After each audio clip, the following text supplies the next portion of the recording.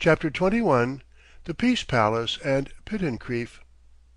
Peace, at least as between English-speaking peoples, must have been early in my thoughts. In 1869, when Britain launched the monster Monarch, then the largest warship known, there was, for some now forgotten reason, talk of how she could easily compel tribute from our American cities one after the other. Nothing could resist her.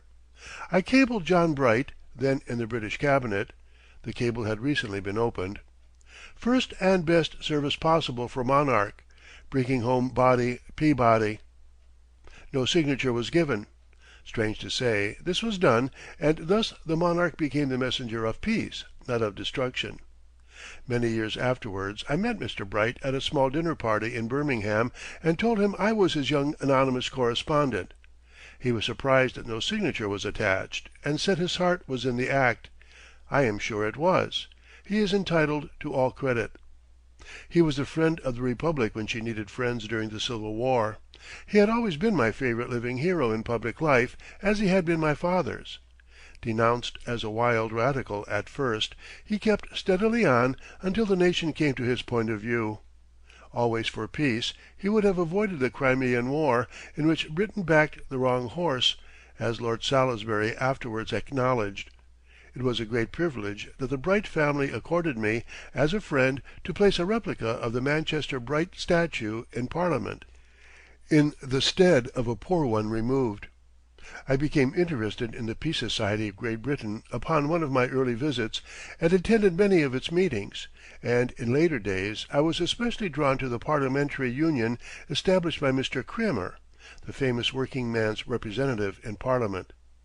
Few men living can be compared to Mr. Cremer. When he received the Nobel Prize of £8,000 as the one who had done the most that year for peace, he promptly gave all but 1,000, needed for pressing wants, to the Arbitration Committee. It was a noble sacrifice. What is money but dross to the true hero?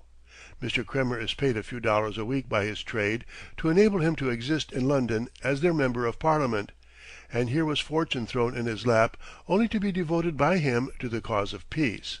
This is the heroic in its finest form. I had the great pleasure of presenting the committee to President Cleveland at Washington in 1887, who received the members cordially and assured them of his hearty cooperation. From that day the abolition of war grew in importance with me until it finally overshadowed all other issues.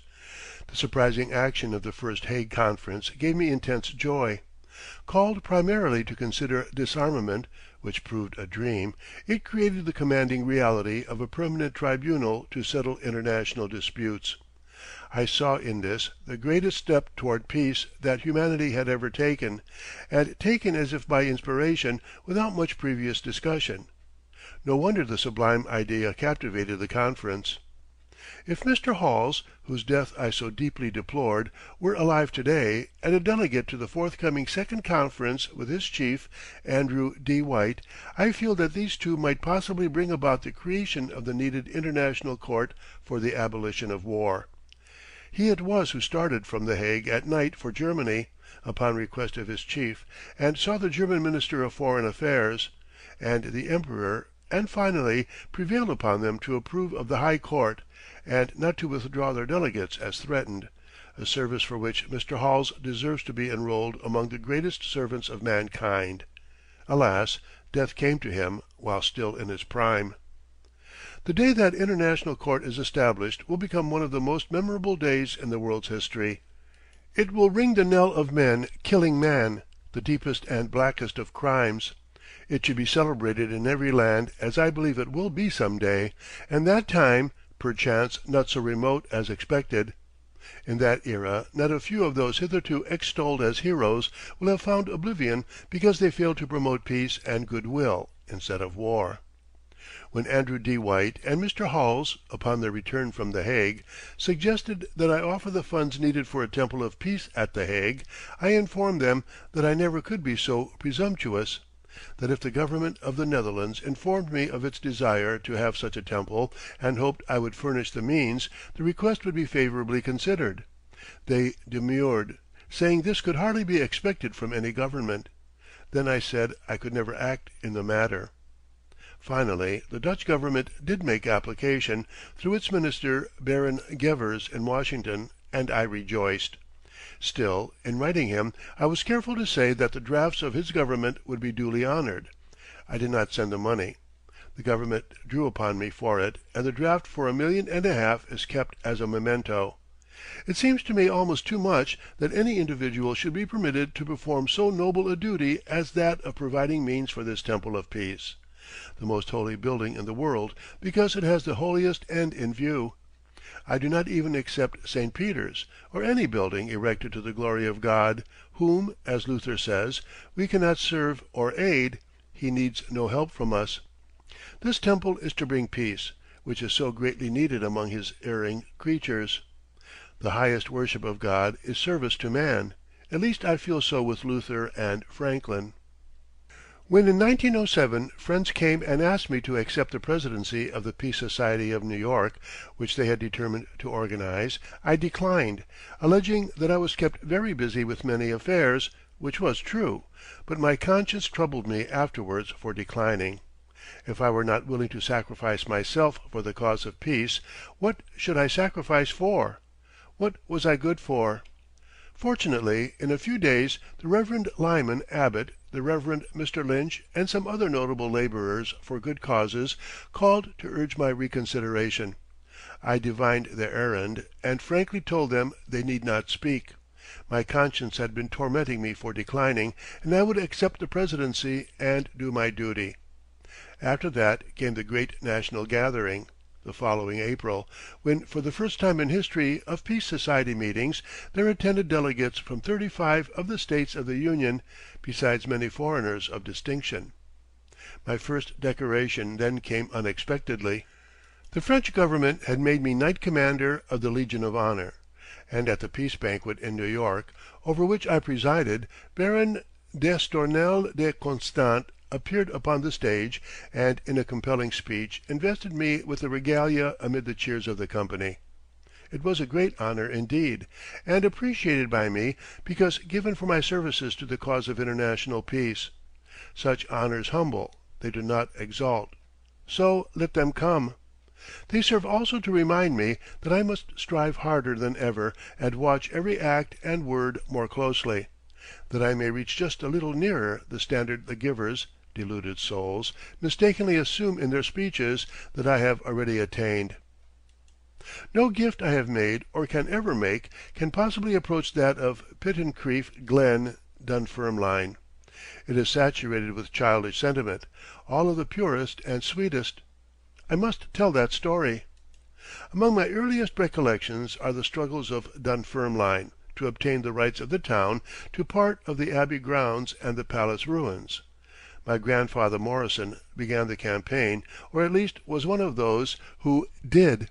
The struggle was continued by my uncles Lauder and Morrison, the latter honored by being charged with having incited and led a band of men to tear down a certain wall. The citizens won a victory in the highest court, and the then laird ordered that thereafter no Morrison be admitted to the glen. I, being a Morrison like my brother cousin Dodd, was debarred. The lairds of Pittencrieff for generations had been at variance with the inhabitants. The glen is unique, as far as I know.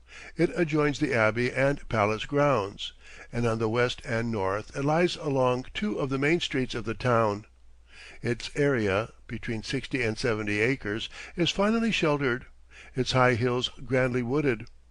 It always meant paradise to the child of Dunfermline. It certainly did to me. When I heard of paradise, I translated the word into Pittencrieff Glen, believing it to be as near to paradise as anything I could think of.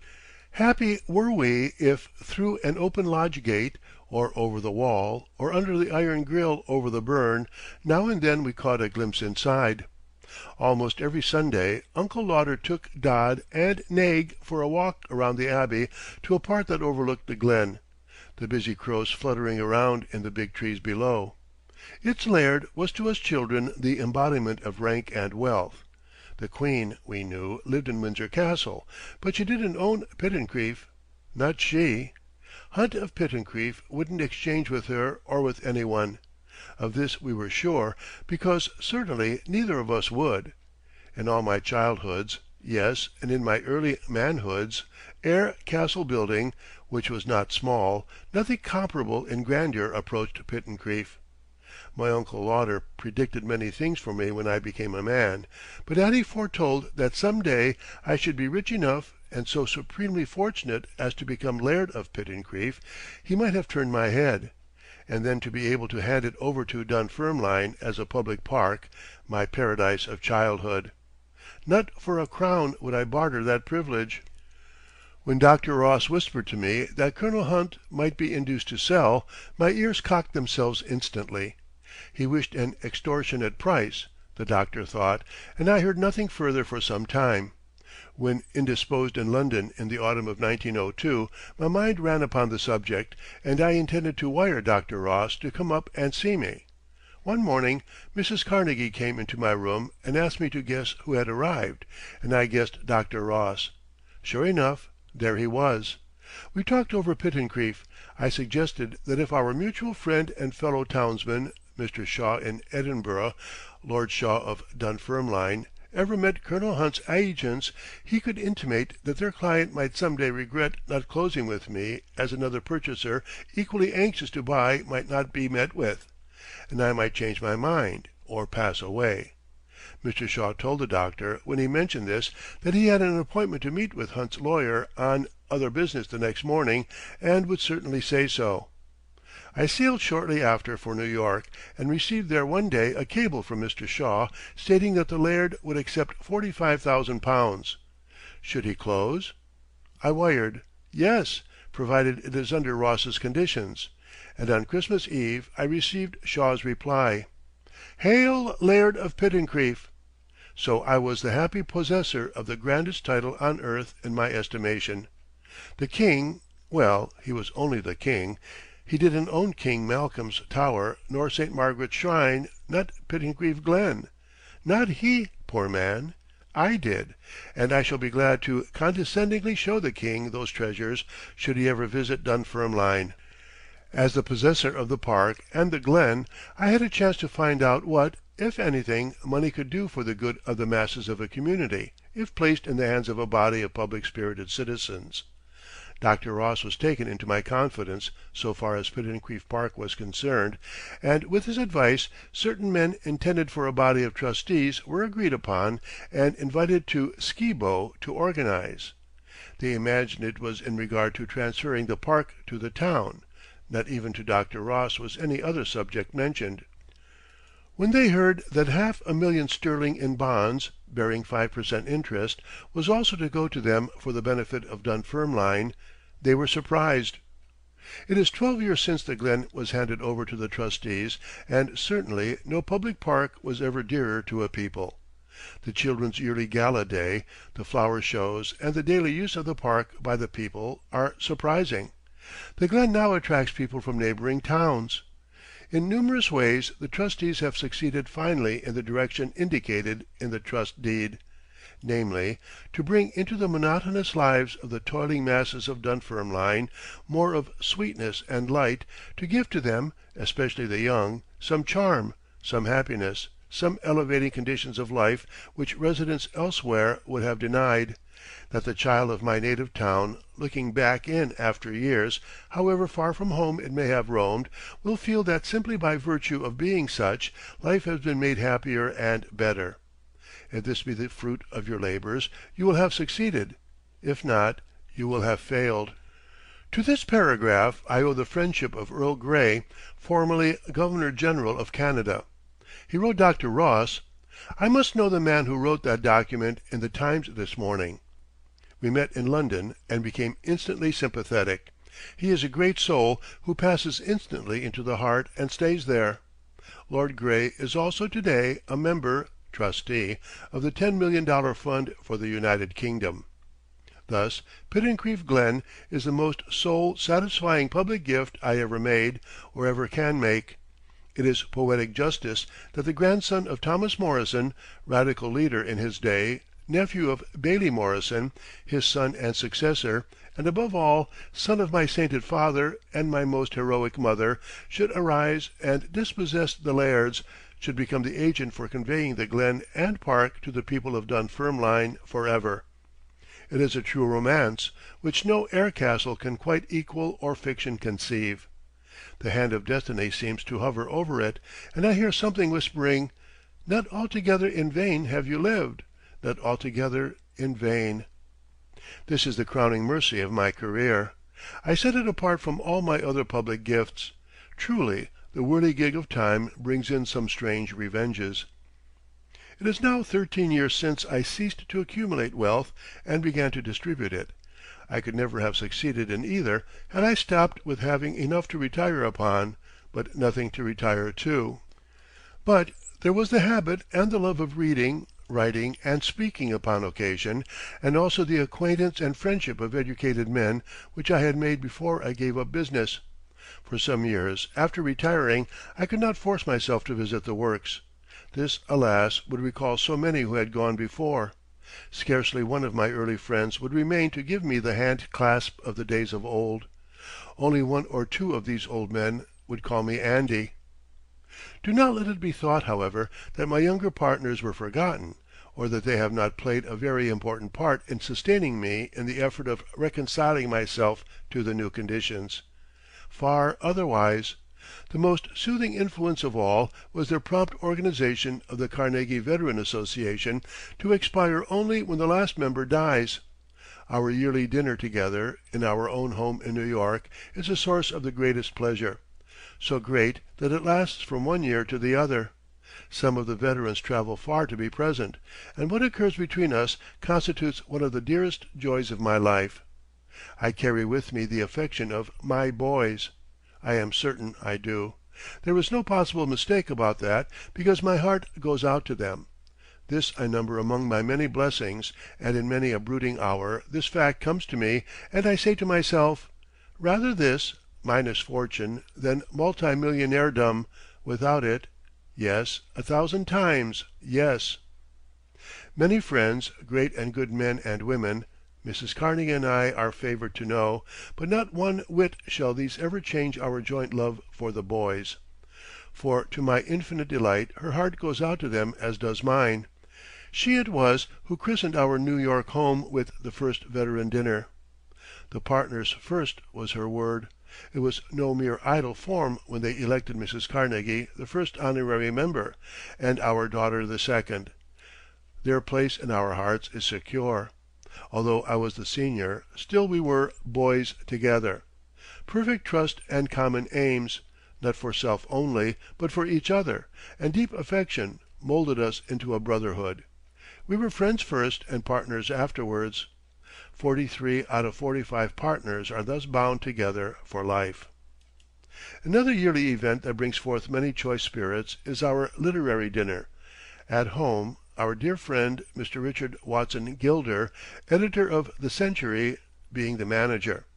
His devices and quotations from the writings of the guest of the year, placed upon the cards of the guests, are so appropriate as to cause much hilarity. Then the speeches of the novitiates gives zest to the occasion. John Morley was the guest of honor when with us in 1895, and a quotation from his works was upon the card at each plate. One year Gilder appeared early in the evening of the dinner as he wished to seat the guests. This had been done, but he came to me saying it was well he had looked them over. He had found John Burroughs and Ernest Thompson Seton were side by side, and as they were then engaged in a heated controversy upon the habits of beasts and birds, in which both had gone too far in their criticisms, they were at daggers' points. Gilder said it would never do to seat them together. He had separated them. I said nothing, but slipped into the dining room unobserved and replaced the cards as before. Gilder's surprise was great when he saw the men next each other, but the result was just as I had expected. A reconciliation took place, and they parted good friends. Moral: if you wish to play peacemaker, seat adversaries next each other, where they must begin by being civil. Burroughs and Seton both enjoyed the trap I set for them. True it is, we only hate those whom we do not know. It certainly is often the way to peace to invite your adversaries to dinner and even beseech him to come, taking no refusal.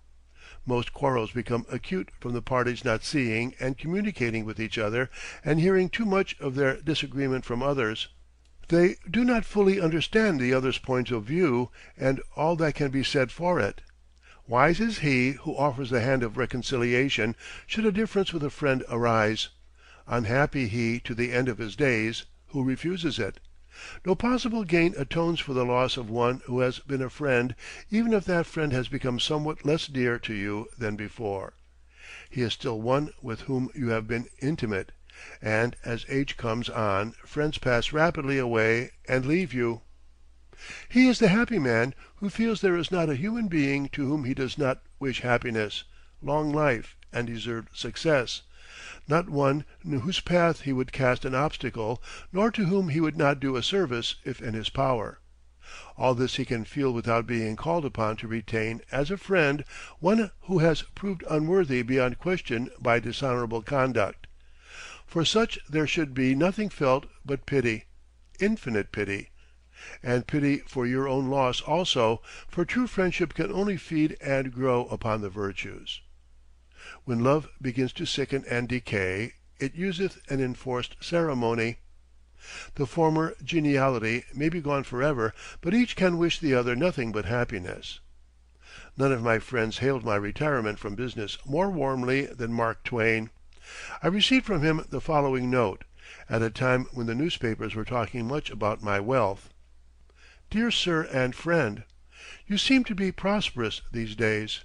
Could you lend an admirer $1.50 to buy a hymn book with? God will bless you if you do. I feel it. I know it. So will I. If there should be other applications, this one not to count. Yours, Mark. P.S. Don't send the hymn book. Send the money. I want to make the selection myself. M. When he was lying ill in New York, I went to see him frequently, and we had great times together, for even lying in bed he was as bright as ever. One call was to say good bye, before my sailing for Scotland. The pension fund for university professors was announced in New York soon after I sailed.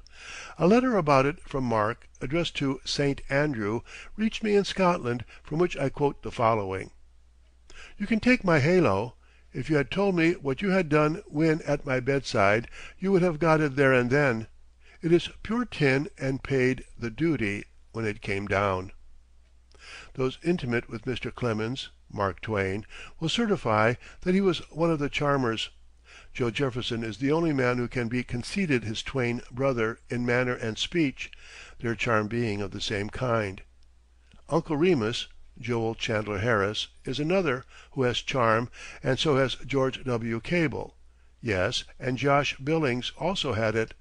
Such people brighten the lives of their friends, regardless of themselves. They make sunshine wherever they go. In Rip Van Winkle's words, all pretty much alike, dem fellers. Every one of them is unselfish and warm of heart. The public only knows one side of Mr. Clemens, the amusing part. Little does it suspect that he was a man of strong convictions upon political and social questions, and a moralist of no mean order. For instance, upon the capture of Aguinaldo by deception, his pen was the most trenchant of all. Junius was weak in comparison. The gathering to celebrate his 70th birthday was unique. The literary element was there in force, but Mark had not forgotten to ask to have placed near him the multimillionaire, Mr. H. H. Rogers, one who had been his friend in need. Just like Mark, without exception, the leading literary men dwelt in their speeches exclusively upon the guest's literary work. When my turn came, I referred to this and asked them to note that what our friend had done as a man would live as long as what he had written. Sir Walter Scott and he were linked indissolubly together. Our friend, like Scott, was ruined by the mistakes of partners who had become hopelessly bankrupt. Two courses lay before him. One the smooth, easy, and short way, the legal path. Surrender all your property, go through bankruptcy, and start afresh. This was all he owed to creditors. The other path, long, thorny, and dreary, a life struggle with everything sacrificed. There lay the two paths, and this was his decision. Not what I owe to my creditors, but what I owe to myself, is the issue. There are times in most men's lives that test whether they be dross or pure gold. It is the decision made in the crisis which proves the man. Our friend entered the fiery furnace a man and emerged a hero. He paid his debts to the utmost farthing by lecturing around the world. An amusing cuss, Mark Twain, is all very well as a popular verdict, but what of Mr. Clemens the man and the hero, for he is both and in the front rank too with Sir Walter. He had a heroine in his wife. She it was who sustained him and travelled the world round with him as his guardian angel, and enabled him to conquer as Sir Walter did. This he never failed to tell to his intimates. Never in my life did three words leave so keen a pang as those uttered upon my first call after Mrs. Clemens passed away. I fortunately found him alone, and while my hand was still in his, and before one word had been spoken by either, there came from him, with a stronger pressure of my hand, these words: "A ruined home, a ruined home." The silence was unbroken. I write this years after, but still I hear the words again, and my heart responds. One mercy denied to our forefathers comes to us of to-day. If the Judge within give us a verdict of acquittal as having lived this life well, we have no other judge to fear. To thine own self be true, and it must follow, as the night the day, thou canst not then be false to any man. Eternal punishment, because of a few years' shortcomings here on earth, would be the reverse of godlike. Satan himself would recoil from it. End of chapter 21.